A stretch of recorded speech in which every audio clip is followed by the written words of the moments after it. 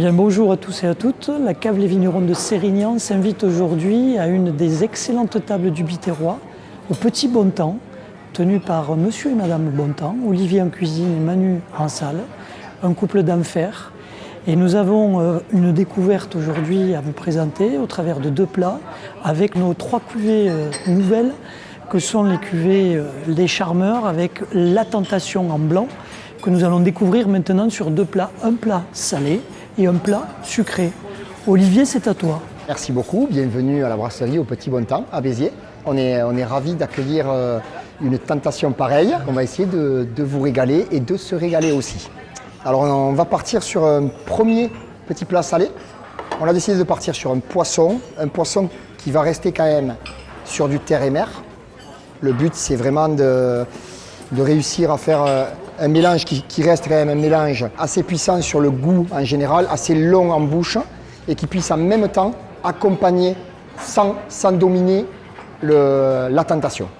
Donc on a fait une petite fricassée de lentilles beluga, les lentilles noires qu'on a cuites dans un bouillon comme un risotto, un petit bouillon de légumes avec juste quelques échalotes émincées, un petit peu d'ail mais très léger, un petit peu de sel évidemment, du pimenton de la Vera, un piment très doux qui a un léger parfum fumé qu'on va retrouver un petit peu plus tard sur la sauce.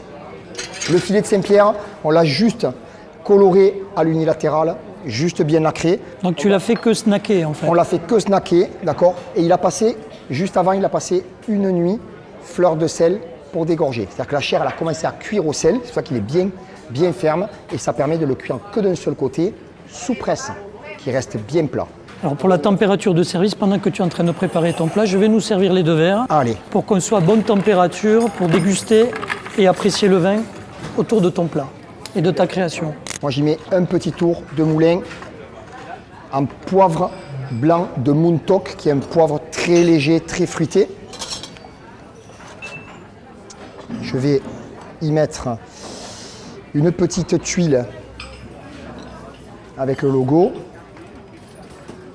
un petit romarin, on a fait un petit coulis. Alors on a fait une réduction de sauce poisson, tout simplement. Donc c'est ce qu'on peut appeler un fumé comme un fumé de poisson, voilà, d'arrêt de poisson, qu'on a fait réduire, bien réduire, crémer légèrement, et on a mis un curcuma, pareil, un curcuma très parfumé. Pas puissant en bouche, mais très parfumé. On va mettre un petit décor. Le petit fumet.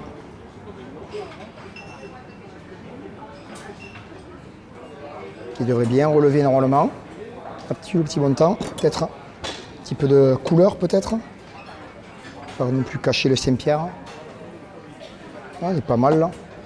J'ai pensé à deux choses. J'ai pensé à du pois chiche cru, d'accord, juste blanchi. Ensuite, torréfié, salé, torréfié. D'accord. D'accord. Donc pas trop température, pas trop forte. Donc ça va amener du croquant. Ça va amener le croquant et un parfum particulier et un petit mélange juste sésame noir et blanc avec un peu de cacha. Donc cacha, sarrasin. C'est quoi le cacha? Du sarrasin, des graines de sarrasin, pareil, torréfié, grillé. Donc là, il y a un petit parfum et je pense que c'est ce qui va amener côté un peu plus animal. C'est toujours pour le mélange des saveurs et l'accompagnement, sans oublier la base du produit qui est le Saint-Pierre. Tout à fait. Qui doit être sublimé dans ton assiette. On est parti sur Saint-Pierre lentilles. Il faut que à la fin en bouche on ait Saint-Pierre lentilles. La base Saint-Pierre lentilles. Voilà. Très bien. C'est quand même important. Je pense qu'on n'est pas trop mal. Qu'est-ce que tu en penses? C'est magnifique. Ça donne envie, j'en salive déjà. Je pense que ceux qui nous regardent aussi, et on va pouvoir le découvrir avec l'accord mets vins. Attends. Avant de le goûter, ah, je salive là. Avant de le goûter, oui. On va se faire... La touche du chef. On va se faire une petite touche particulière. Ah. D'accord. À main levée.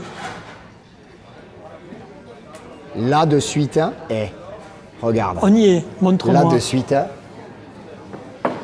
La tentation. Écoute, je pense que c'est une invitation à la dégustation. Et on va y aller. Hein. Allez, on y va. Allez, je te donne ton verre.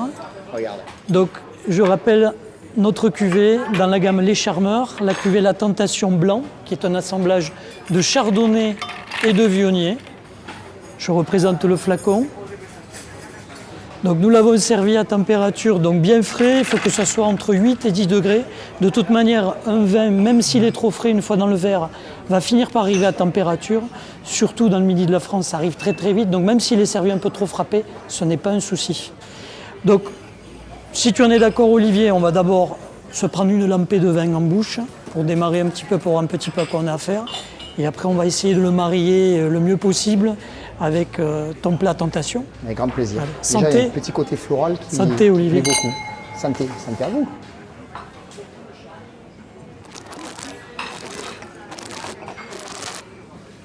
Donc c'est un assemblage chardonnay-viognier, 70% de chardonnay, 30% de viognier. L'intérêt de l'assemblage, c'est qu'effectivement il y a le cépage dominant qui va amener l'assise du vin et le viognier qui va porter la gamme aromatique. Et donc nous allons voir maintenant si effectivement ça matche bien avec le plat, parce qu'il ne faut pas oublier qu'en général le vin est fait pour être bu à table. On vous souhaite un bon appétit, nous on va se régaler j'espère et déclencher les hostilités. On déclenche Vas-y Olivier. l'hostilité. C'est parti. Déjà, moi, Bon, chacun son côté. par rapport au parfum déjà, par rapport au parfum sur le vin, Ouais. la tenue en bouche, je pense qu'on a bien fait de rester sur quand même un plat qui est soutenu en termes de goût. Parce que j'avais peur d'être un petit peu... Un peu fade. Saint-Pierre est goûteux. On sent bien les lentilles, il y a un joli croquant au niveau, effectivement, de là où ça a croûté pour l'unilatéral à la cuisson du poisson. Et on sent effectivement le sésame. C'est un joli compromis, je trouve, quand même. Ouais.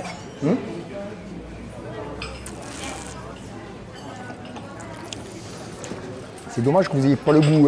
Ouais, là on se régale. Alors il faut se rappeler une chose, c'est qu'en termes de goût et de gamme aromatique et de dégustation, au niveau du vin, on a ce qu'on appelle les accords de contraste ou les accords dits de continuité. Et là, effectivement, ça matche bien avec le plat, c'est-à-dire qu'on est vraiment dans une continuité et on a la fraîcheur, l'acidité à bon escient du vin qui vient chercher le côté frais du poisson et je trouve que ça va superbement bien ensemble, ça matche bien et ça relève même un petit peu et il y a une longévité en bouche qui se fait naturellement. En tout cas, nous on se régale. Premier essai concluant.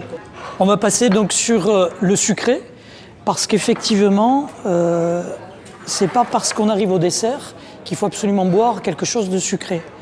Accord de contraste, on peut avoir un vin sec avec une sucrosité naturelle d'un dessert et avoir un plat qui matche avec le vin que l'on sert. Olivier, qu'est-ce que tu nous proposes? Allez, on est parti sur un petit dessert que j'aime beaucoup, Pendant ce temps-là, je vais rafraîchir un peu le verre. pour plein de raisons. Parce que déjà, c'est un dessert qui est très léger. Même si ça reste un petit peu sucré, eh bien, un dessert c'est toujours un petit peu sucré, c'est quand même normal, c'est le principe du dessert. Donc on est parti sur une pavlova. Tu nous rappelles ce que c'est que la pavlova? La pavlova, c'est une meringue, mais qui n'est pas craquante. Elle doit être moelleuse à l'intérieur. Et alors c'est quoi la recette pour la rendre Qu'est-ce qu'on moelleuse? fait? Quel est le miracle pour faire une pavlova qui reste moelleuse à l'intérieur? C'est tout simplement de la fécule de maïs. D'accord. On monte les blancs. D'accord? On incorpore le sucre glace, toujours une pointe de fleur d'oranger, puisque c'est la tradition dans la pavlova. Et on incorpore de la fécule de maïs qui va donner l'élasticité à la meringue après la cuisson. D'accord. Donc elle va rester. Donc la tenue, en fait. Alors de la ta tenue, meringue. cuisson au four, 90 degrés, 1 heure. Ah, quand même, L'extérieur, 1 heure. Tout à fait. Waouh. L'extérieur est pris, d'accord, de la meringue, mais si j'appuie, l'intérieur est Il est moelleux. moelleux. D'accord. Voilà. Donc il y a un mélange de textures. Tout à fait, tout à fait. Alors, on va partir simplement framboise et mûre. Ok? Donc, je vais prendre les premières framboises et les premières mûres et je vais les couper en deux, tout simplement. En plus, tu as un contraste rouge et noir qui peut être sympa déjà pour la présentation. Et on a fait une petite crème. Alors, pareil, pour pas avoir trop de saveurs compliquées, rester sur une harmonie et se rester sur du fruit, on a fait un petit peu de mascarpone, crème montée, vanille et un tout petit peu de sucre glace. Je vais faire des petits points comme ça pour faire comme un millefeuille. Je vais disposer framboise et mûre tout autour. Donc on va redémarrer la même chose. Ok. comme un petit millefeuille. Donc je refais mes petits points sur le dessus. J'essaye de pas trop les écraser du coup. Et là, au lieu de recouper mes fruits, je les disposerai entiers dessus. D'accord. Toujours pour rester sur de la fraîcheur, on a fait un petit coulis de litchi. Ah, très bien. Litchi frais, Oui. d'accord. Et le litchi, décortiqué. ça peut être sympa peut-être sur le vionnier. Et surtout, je sais pas, tu peux sentir, tu vas voir, c'est vraiment... Ah oui, litchi frais. C'est fruité, Ah quoi. oui, c'est très C'est fruité. fruité. C'est des arômes exotiques et qui iront certainement bien avec le vin. Je languis de le découvrir avec le vin. Je vais faire un tout petit fond d'assiette, tout simple, comme ceci. D'accord. Un petit disque. Je vais prendre mon petit millefeuille. Je vais disposer au milieu. On va faire un deuxième étage de fruits en alternant, pareil. Le plus important quand on amène un plat, c'est d'avoir un plat qui donne envie d'être mangé. Je vais rester sur la même idée qu'on a fait sur le plat salé. Et là, je suis parti sur un petit balsamique à la poudre d'or. Waouh. Et on va se faire une petite tentation, une deuxième, En version sucrée. en version sucrée. Très bien. Tu travailles à main levée. Ouais. Magnifique. Petite pétale de rose pour la couleur. Et on s'est fait comme on est deux, on s'est fait un petit partage plaisir. Eh bien écoute, allez, Petite tuile partage plaisir. feu. Ok. Je sais pas par où on va l'attaquer, j'ai peur que ça parte en vrac et en vrille de partout. Mais bon, ça donne vraiment envie quand même. Donc la tentation sucrée. En tentation sucrée. Elle est superbe. Un petit millefeuille. À Se toi fait. l'honneur. Allez, J'ai l'honneur sur le allez, salé. et tu as alors j'y l'honneur vais sur le sucré. Sur le sucré. Alors je vais le partager en deux, je vais essayer sans en mettre de partout. De faire une coupe C'est comme pas je grave, peux. même si tu l'abîmes, Ah, ne c'est m'en pas veux grave. pas, hein, c'est ne fait m'en pour veux ça. pas. On dit toujours que la cuisine, c'est un art éphémère. Et c'est comme Exactement. le vin Et regarde, aussi. regarde, Ça je- prend des heures et je des l'ai heures. Bravo. complètement déstructuré, ne m'en c'est- veux pas, Mais hein. non, mais là, c'est très bien. C'est le pavlova éclaté. C'est magnifique. C'est magnifique. On va pas hésiter. Bien écoute, on va découvrir ce plat.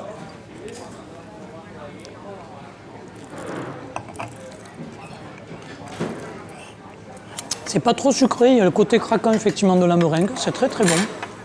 Le fruit ressort.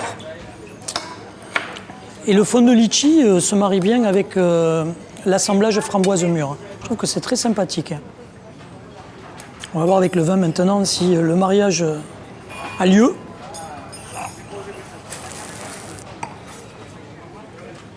Ah oui. Alors là, pour le coup, contrairement à tout à l'heure, on avait un accord de continuité, nous sommes sur un accord de contraste. On a effectivement ce côté, cette fraîcheur du vin qui va chercher le fruit et qui rallonge finalement le goût du plat. Alors qu'on n'aurait pas dit qu'on aurait mis un vin blanc sec sur un dessert. Eh bien, ça match. Quand on arrive à la fin d'un repas, Olivier, tu en conviens, souvent, on a déjà mangé une entrée, on a déjà mangé un plat principal. C'est à la fois le meilleur souvenir de la table, tu en conviens, donc c'est important le dessert, il ne faut pas qu'il soit raté, et l'accord encore moins. Et je pense qu'effectivement, partir sur un vin blanc sec, ça permet effectivement de partir sur l'idée d'un goût et sans partir avec le ventre trop plein. Et ça donne envie de revenir. Qu'en penses-tu ? Je pense que le litchi, on a bien fait parce que Je vais y retourner avec toi. le litchi, il contrebalance un petit peu la framboise et il revient derrière le vin, il revient dessus. Et il ramène un petit peu l'idée du goût du vin grâce au litchi, effectivement sur le côté vionnier notamment. C'est une tuerie là, hein, Olivier ? Ah bien. Ouais. Ah bien. Très très bon. Vous manquez quelque chose, hein ? Vous manquez quelque chose.